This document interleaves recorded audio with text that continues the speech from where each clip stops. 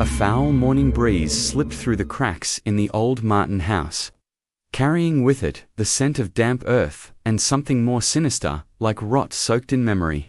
The siblings had barely slept. The events of the previous day hung like a funeral veil over them.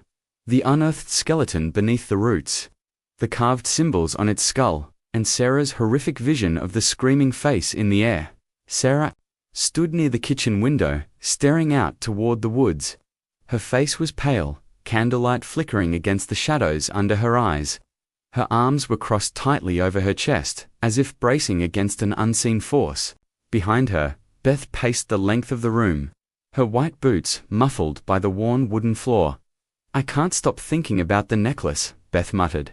"That child's necklace. Who was that buried under our yard?" Timothy sat slumped in a chair near the cold fireplace, cigarette ash clinging to his shirt. His face was gaunt, hollowed out by grief and the weight of too many questions. Patrick, still nursing the clawed wound on his chest, leaned heavily against the counter, his eyes never leaving the family portrait hanging crookedly above the doorway. They were unraveling, and the house knew it. Around noon, Sarah returned to the hallway where she'd felt the vision the night before. She stood silently, letting the house speak to her. A gust of wind, unnatural and chill, brushed against her ear. She turned slowly and noticed a section of the wall with faint scratches on the wallpaper. As she drew closer, she saw something. It was tiny letters etched into the wood beneath with the words, "Remember what was taken."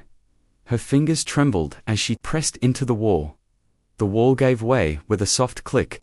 A hidden door opened inward, revealing a narrow passage, cloaked in dust and heavy with old air.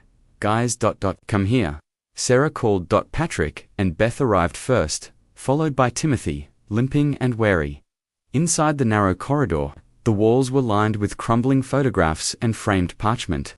It led to a single, locked door at the end. Patrick forced it open with a crowbar, revealing a hidden study.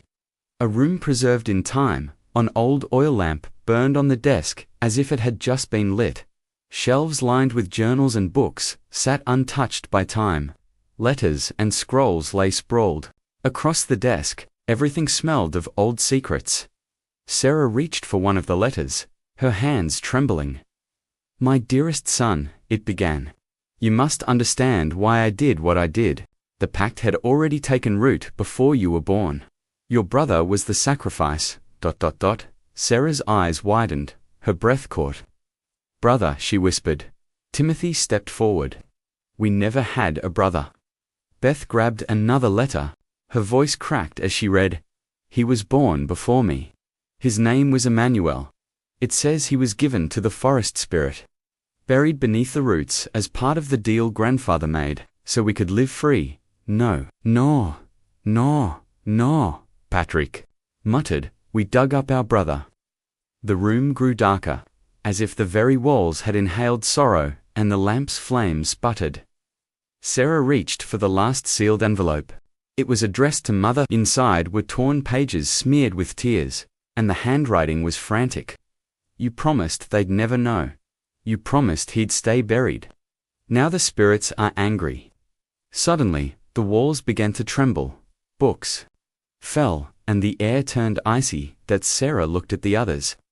"We've opened something," she screamed. From above, a loud crack split the silence. Then the sound of something dragging along the ceiling. Patrick bolted to the hallway. "It's in the house," Beth screamed as the locked door behind them slammed shut on its own. The letters on the desk caught fire, one by one, smoke curling into words. He was never gone. Timothy pounded the door with his fists, screaming. Then, all fell silent.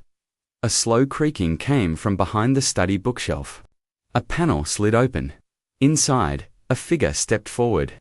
A boy, no older than 9, his eyes hollow, mouth sewn shut with thread. He pointed at Sarah. And in the hallway behind them, their mother's voice echoed. "You were never supposed to remember."